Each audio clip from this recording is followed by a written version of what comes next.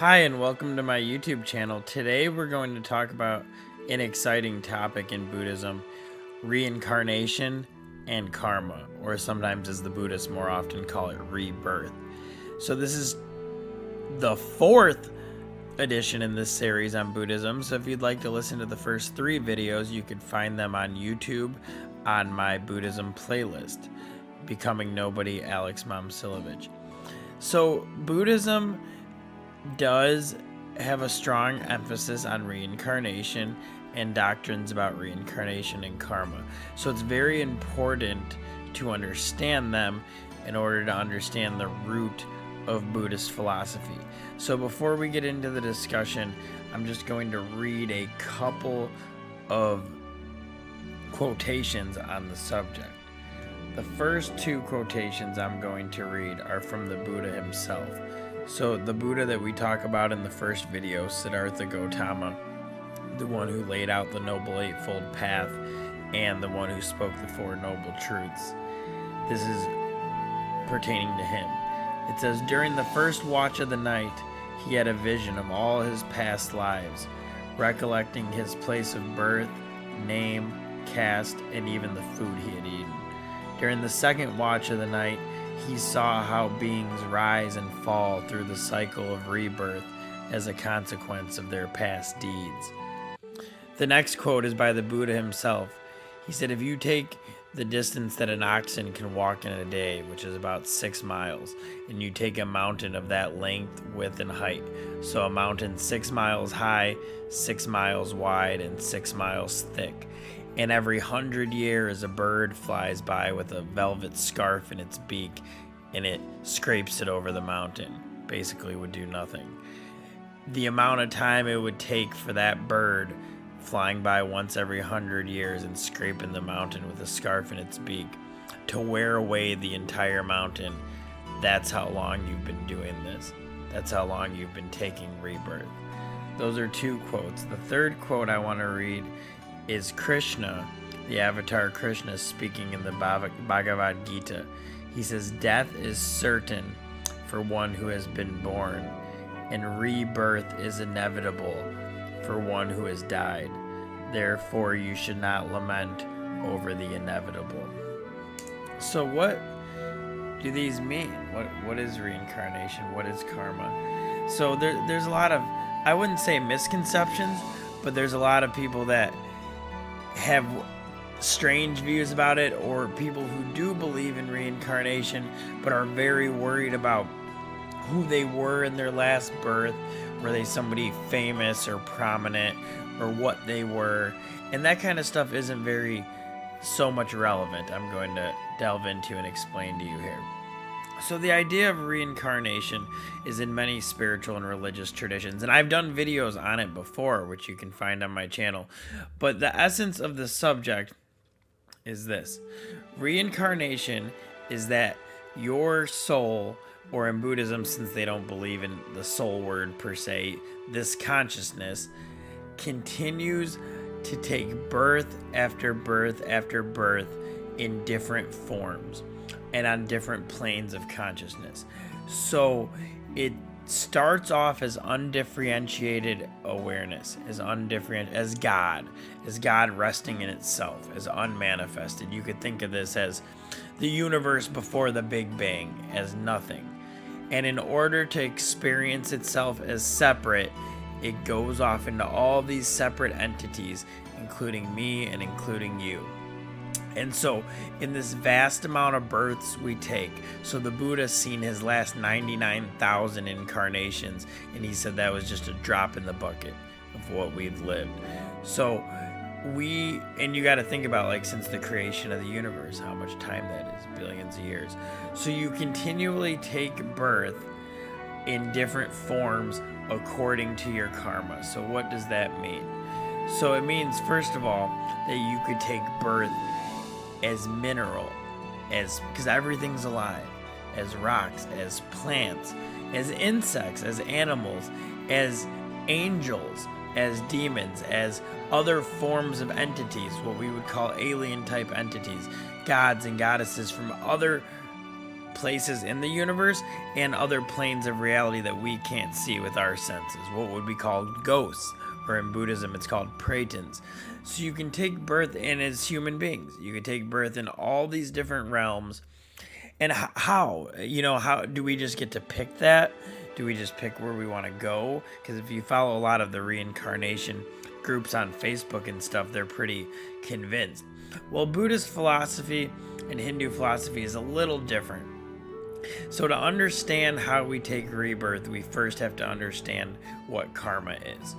Karma is much more than just, if I hurt you, I'm going to get hurt back. A robber is going to get robbed. And people don't believe in karma because they say, wasn't Hitler a bad guy? Why didn't he get his karma? Or why are all these people in power that are bad guys or bad women? And where is their karma? Why do people get away with bad acts and good people don't get good? Well, if you understand reincarnation, that puts a whole different spin on things, because the results of your actions do not always bear fruit in this lifetime. They could bear fruit way down the line. And so your karma is anything that you do with intention. And we're so mired in karma, everything we do is already a result of our past karma, and any intention we juice it up with creates more karma. So what is the science behind this? How does this even make sense? So basically, your spiritual entity, your spiritual soul, is carrying this DNA package. And it has these seeds, and those are the seeds of your karma. And anything you do with intention, you create these karmic seeds. You create them, and they have to ripen within you, and they have to be worked out, and you're always creating more of them because you're doing more things with intention. You're doing things with the intention of saving money. You're doing acts with the intention of getting ahead in life. You're doing things out of lust. You're doing things out of greed. You're doing things out of ill will. You're even doing good things with intention. And that's how you create good karma. So there could be karma that's created that's considered good. There's karma that's bad. There's karma that's indifferent. And this is noted in Buddhism as well as in Hinduism in the Yoga Sutras, the paths of yoga. So whatever I do with intention, that is what creates these karmic seeds. And they might not ripen for a really long time, because like the right circumstances have to come about to ripen them. So there might be some seeds I have buried in me that 10 lifetimes from now will come out in some events and actions in my life and have to be worked out. And that's why everything is your karma.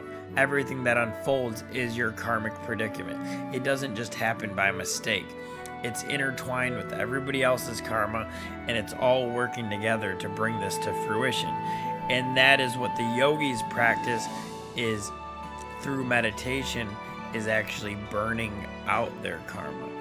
And so that just makes it a little quicker process, where you could burn out your karma through just living life, and it takes many more lifetimes, or you could do dedicated spiritual practice, which will burn it up quicker, and is almost like picking, if you do very deep yoga and meditation, it's almost like getting in there and picking out those seeds, picking out those attachments. So anyways, we'll digress a little bit. I know that was pretty deep. So you act, you create karma. That's what propels you into future births. So when you die, it's not that you don't have a choice, but you get directed in a fashion towards your next rebirth according to your karma. And only a very conscious being plays a conscious role in their next rebirth. Very unconscious beings are sort of propelled by this karmic DNA into whatever life form suits them. So this is just a crude example, but if you are a very cruel person and, you know, a bad person, you're like a snake, you could take birth as a snake in your next lifetime if you're a very sly, shrewd person. So these tendencies sort of lead. So it's not that you don't get what you want. You ultimately, whatever you desire and you put your intention upon, it creates this karma, and that directs where you go next. And so we're on this like this long journey through all these cycles of life. And it's kind of interesting. It's not exciting per se. Some people think it's very exciting. It's not interesting to know who you were before. I mean, it's good and all, but it's really irrelevant, because what you are right now is just as interesting as what you were before. Your past life is just as interesting as your current life.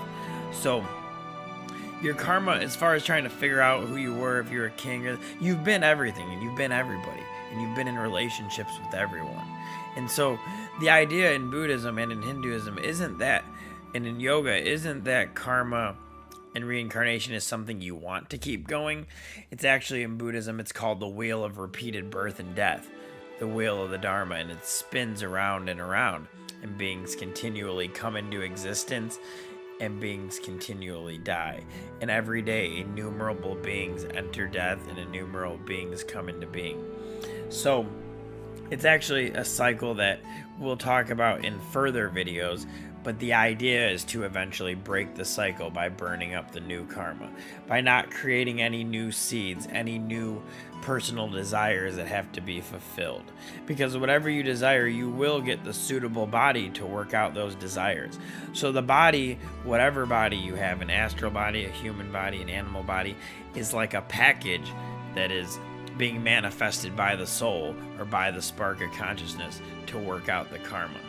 So reincarnation always made a lot of sense to me, even before I came across teachings on it, because if you think about a child dying as a little baby, like, what is that there? Where do they go? What do they do? Is that all they got? Was that second? If you think of people being wronged, if you think of people born and they starve and get really sick and live a short lifetime, if you think of an ant that's born for 2 seconds and crushed. And so it gives a lot different perspective on things, because you see, it changes the way you see life and death. It changes how you see people's life curriculums, because when you see that everything's unfolding is their karma, you understand that what they think is suffering in the moment and they can't see past is really the exact thing that they need to be going through. And so it's interesting. Can you imagine somebody taking birth and deciding, hey, I'm going to take this birth and I'm going to get cheated on, and I'm going to get severe cancer, and then I'm going to survive it. Then I'm going to get diabetes and lose this limb, or whatever you think of as possibility of happening. In this life, you're going to be like, dang, that's going to suck, because obviously that veil had to come down for you to forget, or you wouldn't be able to work out the karma and play the game, because you would know exactly what was going on the whole time and why it was happening. So part of the game is you don't. So as the soul descends into the body, the veil of illusion covers it, the veil of Maya, and you forget. And not everybody forgets. That's why little kids sometimes remember past lives. That's why people have recollections. They can break through the barriers. But for the most part, we usually forget. So the idea in Buddhist philosophy is that you're actually trying to burn out this karma in order to get free from the wheel of birth and death, so that you go back to your union with God and you no longer are forced to take rebirth again unless you choose to in order to help other beings. And so the trickiest part, what I'll finish with, is all of karma and reincarnation still falls within the universe, the form, and the manifest. So it's still all fake. It's real. It's just as real as you are, as you think this world is. It's relatively real, but it's not actually real.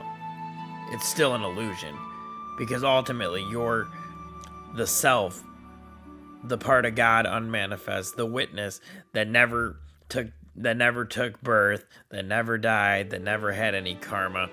So your individual soul, which is Hinduism, in Hinduism is called the Jiva Atman, that's what takes birth.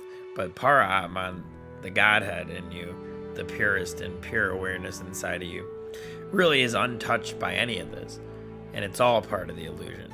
So that's what's important to understand about karma and reincarnation. It's as relatively real as me and you sitting here right now are, but it's not ultimately real, because it all falls within the illusion. So the idea of reincarnation and karma is, I wouldn't say it's confusing. It's just different to us in the West because we hear of karma, but not really in this full sense. And we hear of reincarnation, but it's not really what's taught in Western doctrines. So it's kind of new to us. And it makes a lot of sense with people that are mistreated, people that anything. That's why we all have different life circumstances. And your life might be really good, and you might say, why wouldn't I want to just, like Joe Rogan had a Buddhist guy on his podcast, and Joe's like, why wouldn't I want to keep taking rebirth? This life's awesome. And he's like, yeah, Joe, it's awesome for you now, but you know, your karma won't always lead you to this same position. And even in this lifetime, you're still going to grow old and die. Your kids are still going to die. You're still going to get sick. So it's not always all that it's cracked up to be if you're living in form. So I wanted to finish with a couple of quotes. The first is by Anandamaya Ma, who was a great saint in India in the 1900s. She said, "Birth and death are chapters in your life story, but you are the immortal river of life. Flow on." The next quote I wanted to read is by Joyce Kilmer, who was a poet who lived from the late 1800s to the early 1900s. He died in World War I. And at the end of his poem, which is called Roofs, he says, "They say that life is a highway, and its milestones are the years. And now and then there's a toll gate where you buy your way with tears. It's a rough road and a steep road, and it stretches broad and far. But alas, it leads to a golden town where golden houses are." And the last poem I want to read is by one of my favorites, Rumi, the Sufi poet. He says, "I died as mineral and became a plant. I died as plant and rose to animal. I died as animal and I was man. Why should I fear? When was I less by dying? Yet once more I shall die as man, to soar with angels blessed. But even from angelhood I must pass on. All except God doth perish. When I have sacrificed my angel soul, I shall become what no mind e'er conceived. Oh, let me not exist, for non-existence proclaims in organ tones, to him we shall return." So the goal isn't really existence. The goal is more non-existence. And there's a great hope found in the end here, because no matter how much suffering there is in life, no matter how much pain, and no matter how many lifetimes it goes on for, ultimately you're led back to freedom, and even more ultimately, you were always free.